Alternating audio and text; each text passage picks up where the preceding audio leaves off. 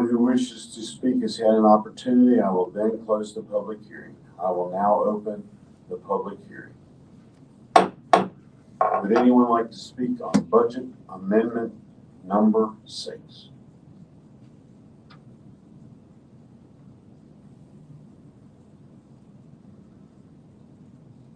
Mr. Kester, we have anyone? No, sir.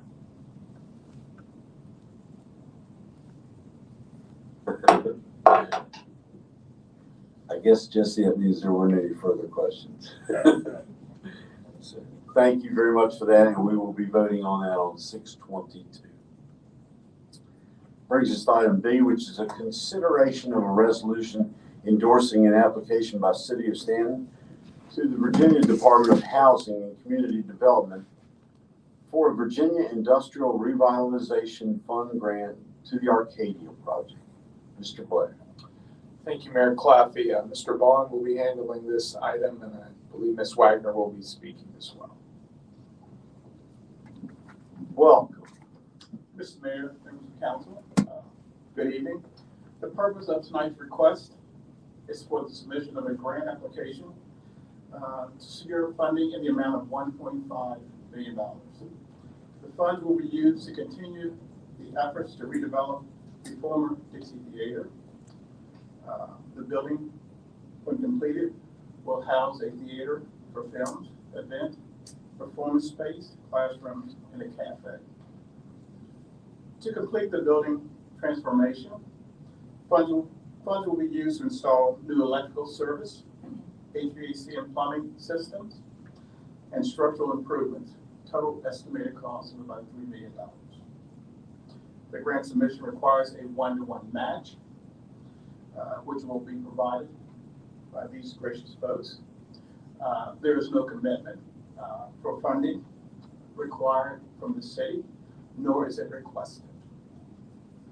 The grant application does require approval by council of a resolution, and also to authorize the city manager to sign a local certification letter. Both documents were included in your packet. Pamela and Thomas Wagner and their team are here to address any specific questions you might have about the project. If there are any other questions of me, I'll be glad to try to address them. Welcome. Any comments? Sure. That's yours. So we brought a PowerPoint, but perhaps in the interest of time, I don't know whether we're going to see it or not. Should we? It's here. Yeah, go for it. Good. We Okay. tried to watch it earlier. Yeah. I'll try to show it at a different time. Okay. So to begin with, Mayor Claffey, members of council, and staff, I would like to introduce you to the members of our group who are here this evening. Thomas Wagner is president of the Arcadia Project. Danny Brown is a trustee. Elaine Eccles is a volunteer extraordinaire who has worked closely with Mr. Vaughn throughout this application process. And is Michael Brown here? Michael Brown is the architect, and I guess he wasn't able to make it.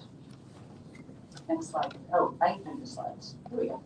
So we inherited from SPAC, the previous group, Stanton Performing Arts Center, 2 buildings. We inherited 2 buildings, and we focused on the historic theater. The other building is called the Arcadia Building, and we had plans for that too, eventually to provide some revenue streams to support the entire project.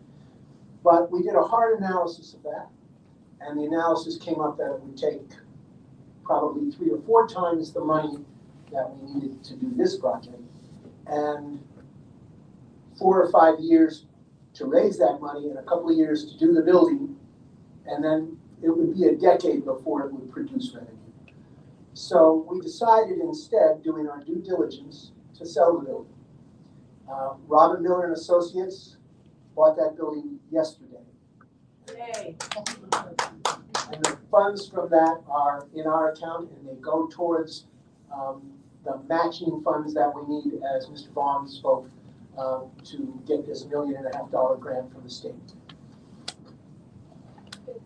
So So it all started with a survey where we thought it was important to ask the community what they wanted to see happen in those buildings, and some of you may have even taken that survey. So Dan Lehman at the Community Foundation helped us organize in the beginning years, 2018, some listening sessions. And we went to these listening sessions with the philanthropic community of Staunton, and we learned something very important, which is, sorry. We learned that there was some unhappiness about the debt on the building that had been incurred to buy the Arcadia building. The debt was put on the Dixie, on the old theater, in order to buy this additional building. We went to the bank and we had some horse trading back and forth, and ultimately we settled that debt for 20 cents on the dollar. It was a $350,000 mortgage, and they donated that was our first big donation, $280,000. We raised $70,000 from those listening session philanthropists, and that allowed us to own the building, both buildings, debt-free. So we're going to jump ahead quickly. So the good news is we were able to receive a $25,000 Main Street feasibility grant, which put us on the road to where we are now. We were just in the process of fundraising toward a 2020 application to the IRF when COVID struck. So we had to stop with the fundraising, but we did go ahead and submit the grant to familiarize them with the project, and indeed they did come to visit. That's Tori McGowan and his colleague Joseph Denny, and you'll see Ms. Beauregard and Ms. DeMeo were there as well. So in the meantime, while COVID shut down the fundraising, we started doing the grant writing, and we were able to receive a $50,000 Brownsfield grant. Thanks again to Mr. Vaughn, who submitted that on our behalf, and we did remediate the asbestos and mold inside the building. We also removed 7 tons of material, including all the seats, which were infested with mold and could not be saved, and all of the textiles in the building were infested with mold. We did some remediation of asbestos, as Pam said, and the building is currently, we also raised an additional $40,000 to fix the roof on the back part of the building, and because it had terrible leaks, and we're prepared now actually for construction. So for those of you who haven't been able to tour the building, we did invite you, silly us, to a tour this evening, but you were otherwise occupied. We're happy to show it to you as it looks now. Fraser & Associates graciously has undertaken our historic tax credit application, and the Part A has been accepted. And just quickly, we've been doing programming even without a building. So some of you might have seen some of these programs. We did a very successful series, Music at the Movies, at the Visualite. And now we have a once-in-a-lifetime opportunity. The IRF received $50 million in ARPA COVID relief funds. They have $20 million left to disperse this year. Essentially too much money and not enough projects, which is why we are so optimistic. So because of that, in addition, they had planning grant funds, which we received $100,000 in 2022 from the IRF. That was the largest planning grant awarded in the state of Virginia. This money was used to increase our readiness for the grant that we are here to talk about this evening. So it is all about readiness. Including complete architectural plans from Michael Brown, the local architect. So we actually have the plans. We can give a builder, they can. So the capital campaign has been underway, and we stand just $150,000 shy of our total match. And we feel confident that we're going to reach that goal. So very quickly, these are some images of what the space can look like once it's reopened. And Leslie at least wanted to rent that space for one of your retreats, and we would be happy to accommodate you. These are our wonderful board of directors, and we're happy to give you pledge forms and brochures and anything else you'd like to see to learn more about it. And thank you very much for listening to our presentation this evening. We're not officially asking the city for any funds, but we would be very happy if you would visit our website or fill out a pledge form. And if any of you individually would like to help us out, that would be great. Well, thank you for everything you're doing on the topic. Yeah, thank you, Thomas. We need to get that thing back up and running. It would be great. Yes, sir. We're excited. Thank you for everything you're doing. Thank you. Any other questions? Congratulations on the progress so far. Pam, were you saying that if you do get this grant, that you could like put a shovel in the ground and That's correct. as Thomas So the said? timeline Yeah. for that would be, we would get the grant preparation for Right. construction, permitting, all those things that need to be done prior to shovels, would be done in the fall. We would probably break ground in the early part of next year, and we could be open for business in the first quarter of 2025. That's Outstanding. exciting. Congratulations, you guys. You worked hard. Thank you. And to your volunteers. And thank you. Yes, thank you, Good guys. job. All right, I would be glad to entertain a motion. Mayor Claffey, Councilor Wood. I move that City Council adopt a resolution endorsing an application by the Arcadia Project to the Virginia Department of Housing and Community Development as presented and authorize the city manager to sign a local certification letter. Thank you. Motion has been made. Is there a second? I'll second. Councilor Robertson is second. Any further discussion? Mr. Kessler? Ms. Edwards, Aye. Ms. Woods, Aye. Mr. Robertson, Aye. Vice Mayor Darby, Aye. Mayor Claffey. Aye. Motion carries. Very good. Thank you. All right, let's move on to item C, which is a consideration of signatory authority on Truist Bank, US Bank, and LGIP accounts.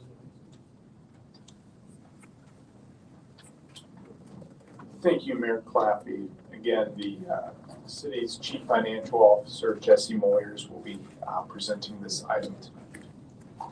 She's back. I'm back. Welcome back. So the next two items that you have on your agenda are more housekeeping type items, since there has been some turnover in the Director of Finance CFO roles. The first one is to update the signatory authority on our current banking and investment accounts. Currently, it consists of Richard Johnson, the treasurer, and Cindy Fitzgerald, the assistant director of finance. Richard Johnson will remain, and I will replace Cindy Fitzgerald as the other signer on the account. And this will be for Truist, US Bank, and LGIP.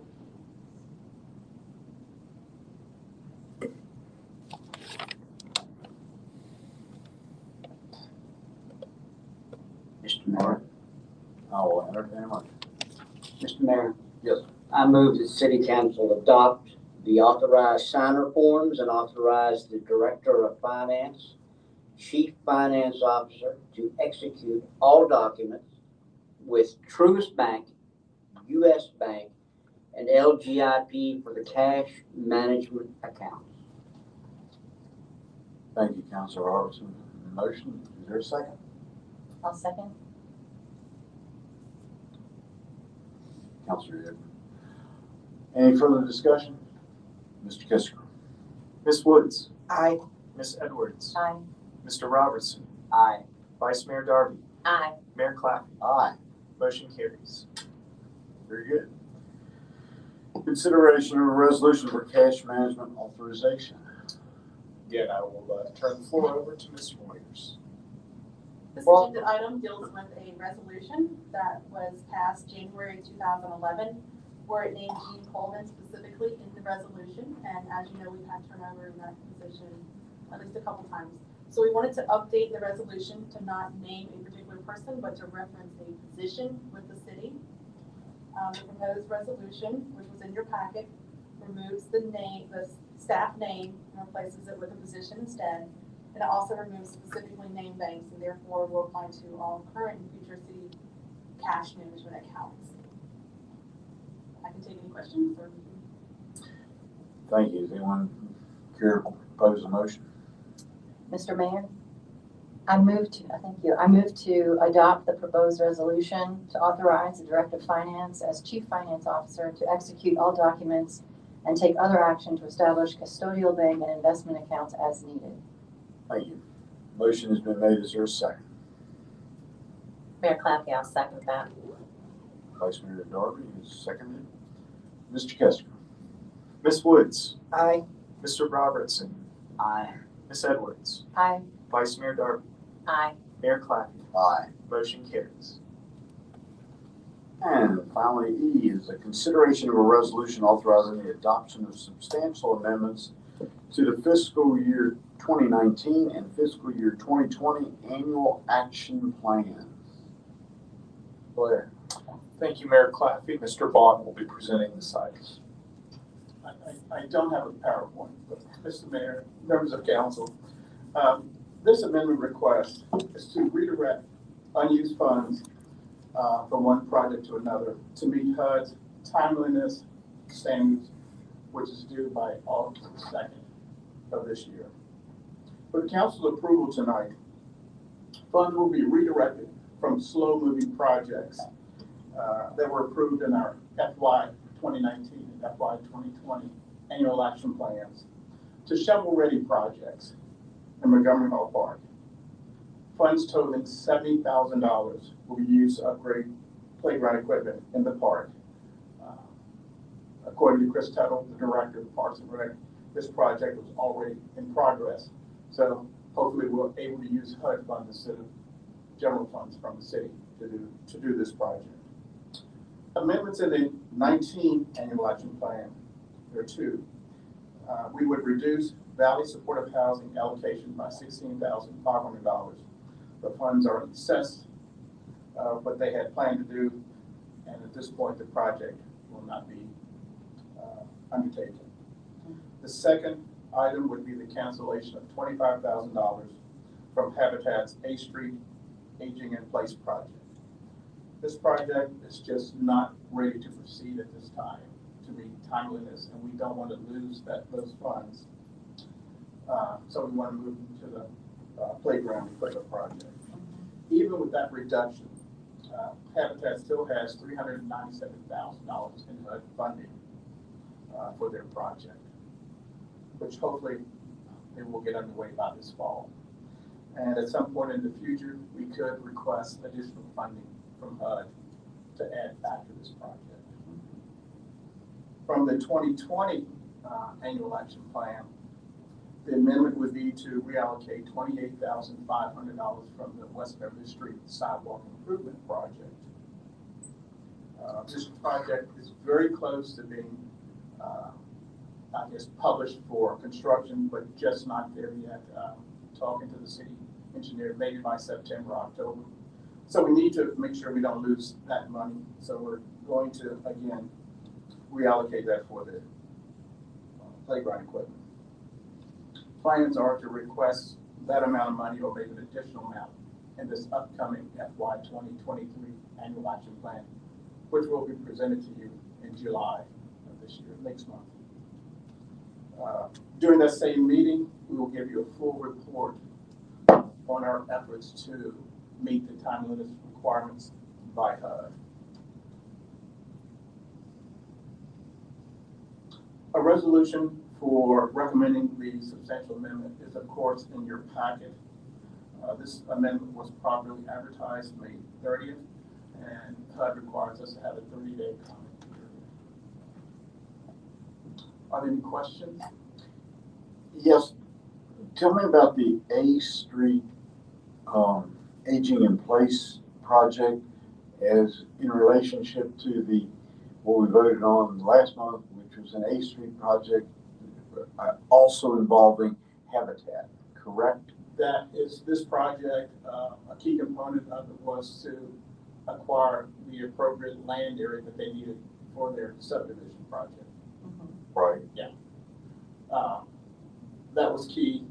Next steps are to go through all the planning and development review and design work for the subdivision, construction drawings for the new street, for the extension of utilities.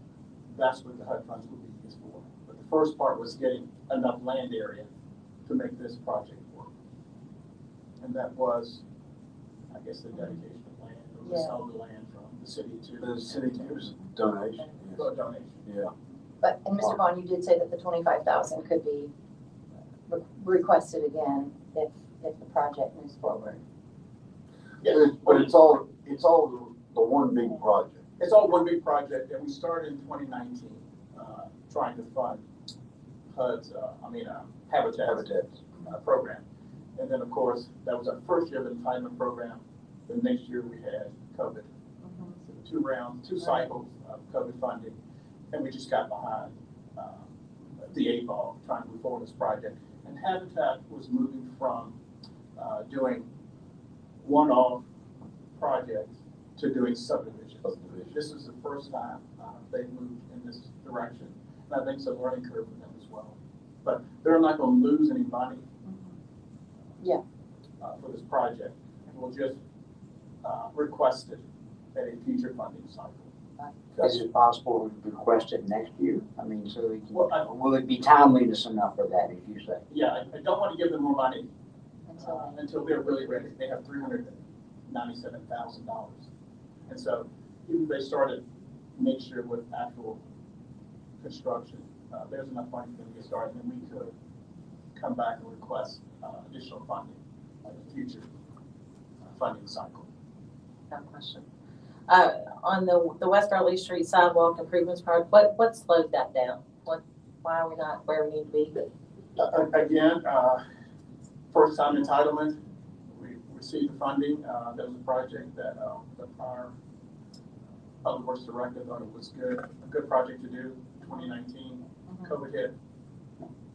Just to move it forward, and now the design is complete, and I think again the city engineer is almost ready to publish that project in September, October of this year. And so, don't want to lose it. We reallocated, spend it on projects that are ready to go, shovel ready. And then in this coming 2023 May election cycle, we'll request that funding that will replace what we removed. So when will the playground refurb get underway? I'm not really sure. I was hoping that Chris could be here tonight, but he has another commitment. Let me introduce someone, a very key individual, Rebecca Joyce, who is our new housing planner. She's been on board for just 3 weeks, couple of weeks, and already, I mean, she knows more about the program than I do, which I know is not a high bar. Took her 3 weeks. But the city's very fortunate to have Rebecca on the team, and she was instrumental in working with Chris Tuttle to find a project, a legitimate project that we use the HUD funding for. So, do you know when he said he might start the project, or? I think once we get through the public comment period, he's already been working with the playground equipment. Okay, So I think it will be a quick good. turnaround. Very Thank good. you. She knows more than I do already. Well, welcome. Thank Glad you. to have you. I'm truly excited to have her. Any other questions? Any questions by council? Thank you very much. Thank you, I'll Mr. be Vaughn. glad to entertain a motion. Mayor Claffey, I move that City Council approve the substantial amendments to the FY 2019 and FY 2020 annual action plans and authorize the city manager to sign appropriate forms, including agreements associated with these amendments. Motion has been made. Is there a second? I'll second. Councilor Woods is second. Any further discussion? Mr. Kissinger. Ms. Edwards, Aye. Mr. Robertson, Aye. Ms. Woods, Aye. Vice Mayor Darby, Aye. Mayor Claffey. Aye. Motion carries. Very good. That's completion of our regular meeting.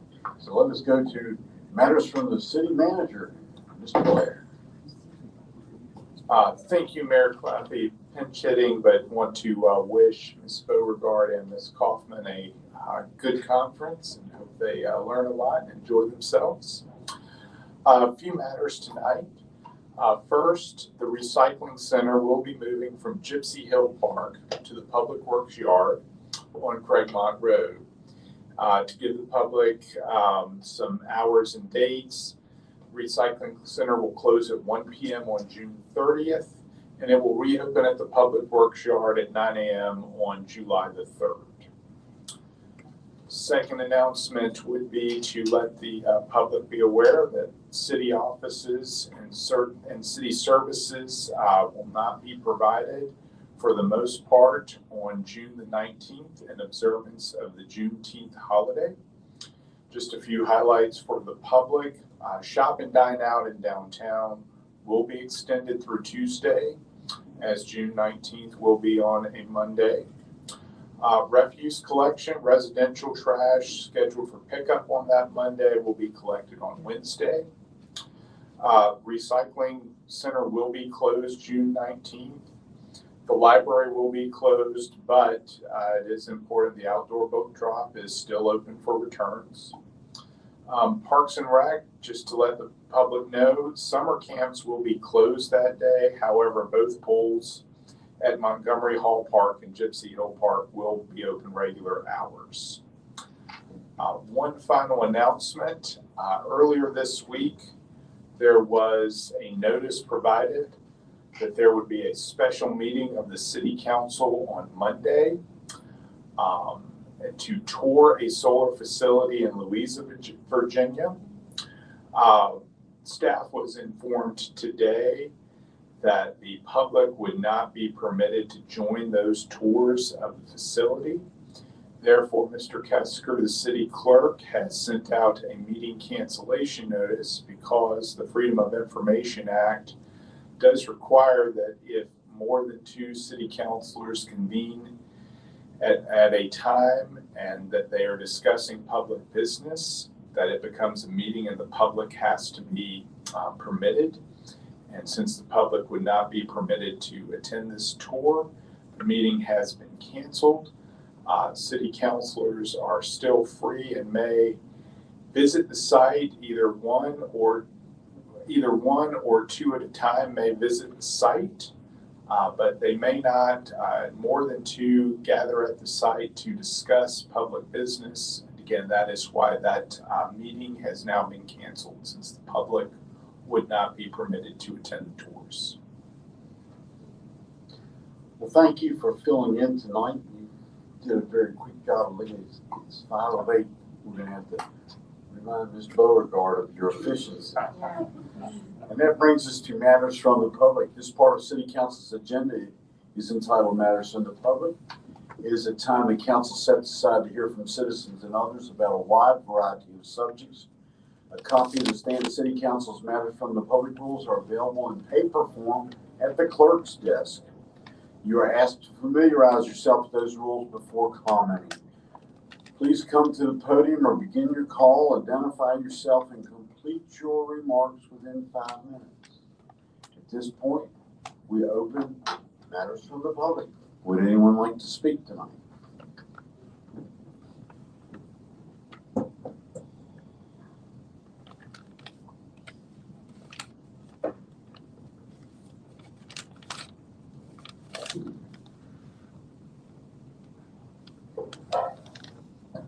Good evening.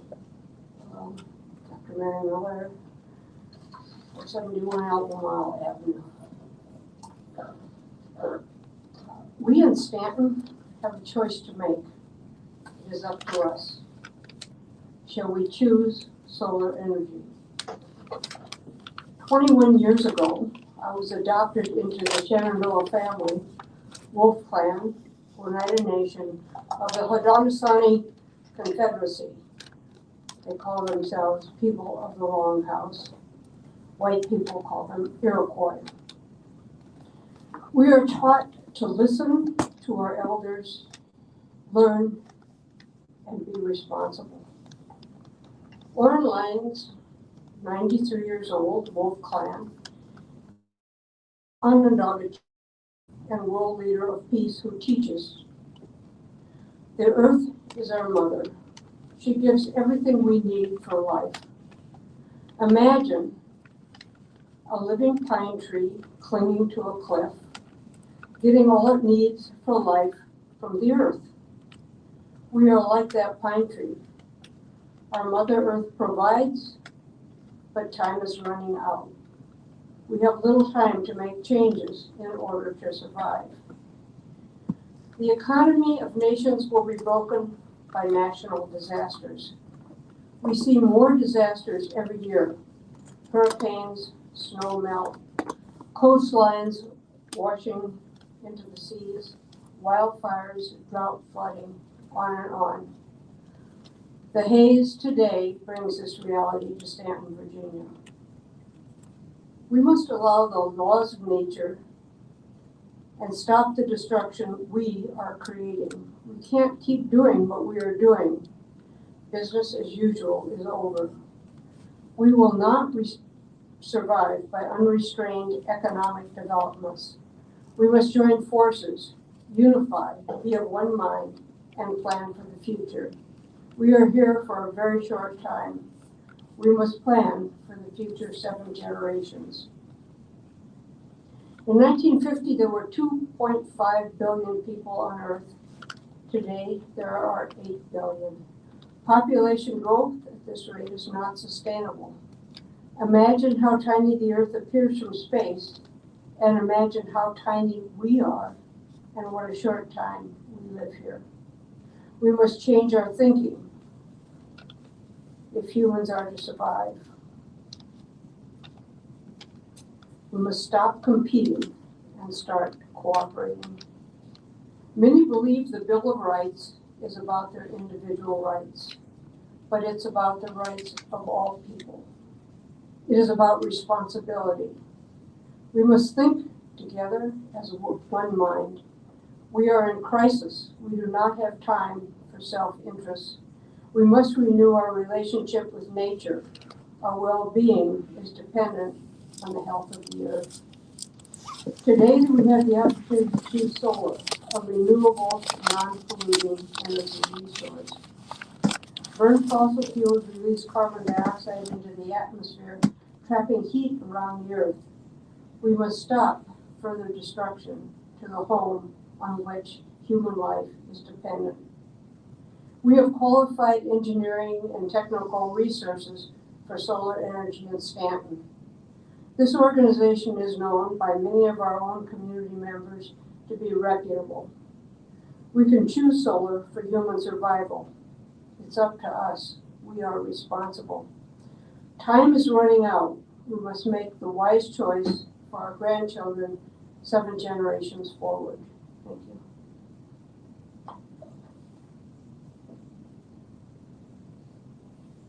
Mr. Kessler, any line? No, sir. Welcome. Hi, I'm Stephen Paulson. I'm at 315 Sherwood. I'm currently a board member at Building Bridges for the Greater Good. I'm also a professor of sociology at James Madison University. And as some of you know, we've been talking about Uniontown for the past couple of months and trying to educate the public about this historically Black community. This community was established at the turn of the century in part because it was a place where Black men and women could buy property. And during some of the worst periods of Jim Crow segregation, this community probably thrived. For example, in a report that was done by Dr. Julia Skeens, who grew up in this community, before leaving Staunton, he found that the rate of Black home ownership in that community was about the same as that of white residents in Staunton at roughly the turn of the century. Sadly, it was this community's annexation by the city of Staunton that directly and unequivocally led to its decline. The most important decision that was made here was the rezoning of the area for light industrial, which did not allow residents and does not allow the current residents there to build or make improvements to their residences. As a result, this community that once had around 70 families has now been reduced to just a handful of residents. And not surprisingly, what we've been finding as we talk with community members is they're deeply suspicious of the council. To put it bluntly, whenever the city council in the past has looked at this community and taken account of it, it's usually had negative consequences for the community. Nonetheless, next month you're going to be receiving a small area report that tries to determine what should be done with this area. When we're talking with the residents, increasingly they would like to see it return to a residential community. I think in order for this to happen, you're going to have to revisit your 2018 vision as it relates to that area. Right now, the areas behind the lumberyard, the Pizza Hut, the gas station or a zone for commercial development. If you allow for that commercial development to continue to be there, it's going to make the residential community there less than optimal. I think the community's vision, the remaining community's vision, as well as the people who are descendants who still have property there, is going to conflict with the current plans that the city has for that area. And I'm asking you to, next month, after this report comes out, and once these residents start talking to you, to take their concerns seriously. It's going to take a lot of courage for them, quite frankly, to come before this body. This is something that they're not used to doing. And again, they're somewhat suspicious of the process. I think this this board has been doing great work. I mean, I think you've taken the concerns of the community seriously recently as it relates to the Harvey lot, the judicial facility, and in terms of what we saw today. I would just ask you to take the concerns of this community as seriously when they start to address you in the coming months. Thanks. That's all I have. Thank you, Stephen.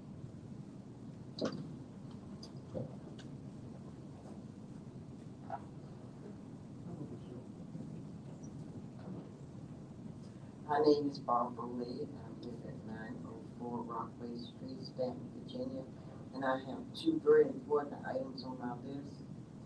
I failed to get with the city, but Gun Violence Month is the month of June. And second, would you please unlock the elevator on Thursday nights for City Council? Thank you.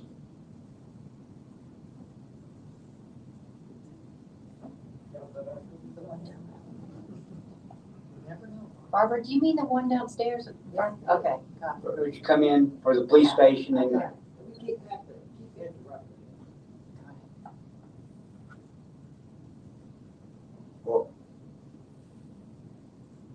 I'm Annie Dixon. I live at 610 New Hope Road, and I spoke last week, and I wanted to thank you for your vote to delay the votes on the solar project.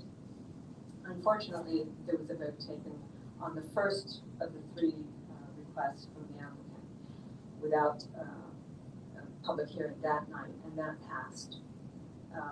And again, unfortunately, that was done before my statement where I brought up the fact that there were minutes that had not been posted, agendas that had not been posted, and various information that was not available before that vote, at least to the public and probably to you, regarding the Agricultural Florestal Advisory Council or Commission. That has since been posted, and looking at that brings up new questions. I had sent some of these details to you in a letter last night.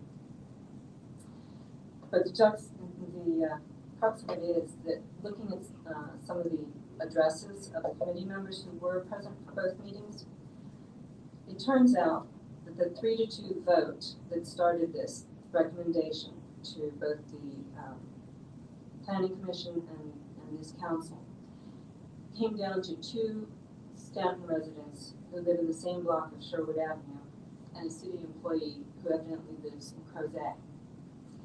So we are terribly underrepresented in terms of Bells Lane residents and neighbors. And I don't think this is a good beginning for Staunton's first venture and the developers into utility scale solar.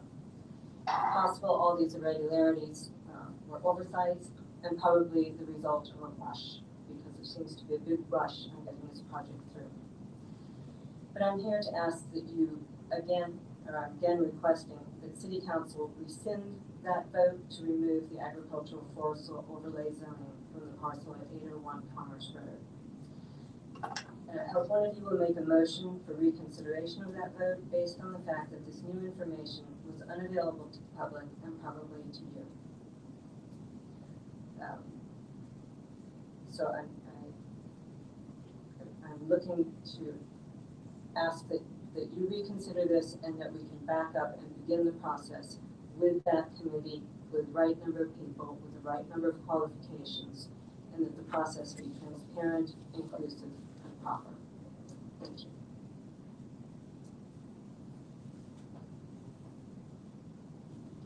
Mr. Kessler. No, sir. Anyone else wishing to speak?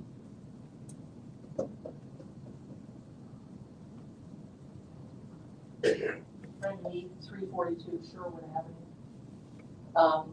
I'd like to first thank you all for your decision this evening to move forward with a bike ped plan. My husband and I just came back from a 120-mile bike ride. I'll be 71 in October. He'll be 76 or 77, I lose track, in January. So bicycling is something we enjoy. There are many people in the Shenandoah Valley who do so as well. But I wanted to tell you about, we were biking Erie Canal towpath, and we stopped in a little town and had lunch, and the director of economic development came out to us and thanked us for being there and thanked us for bringing tourism and biking to his town. So I think it's important that we recognize the importance of bicycling as a source of tourism and revenue for the city. The second thing is just, I just want to express my disappointment. When I hear people talk about outsiders supporting investment in Staunton, it's discouraging to me. We will never, there isn't enough money in Staunton to develop Staunton Crossing. There's just not enough money here. There's not enough money in Augusta County for us to do that kind of work. If we don't welcome, we need to make people like Oikos and that the gentleman who is representing that limited partnership, he needs to feel like he's welcome, that we want his money in Staunton. Not that we are suspicious of him, not that we object to the fact that he's trying to generate a return on his investment. I mean, isn't that what developers do? Robin Miller has been investing in the city of Staunton for years now, and if you think he's not doing it because he's making a return on his investment, I think you're mistaken. So please, let's not let this sort of not from here mentality infect our economic development process and keep money from coming to Staunton. Thank you.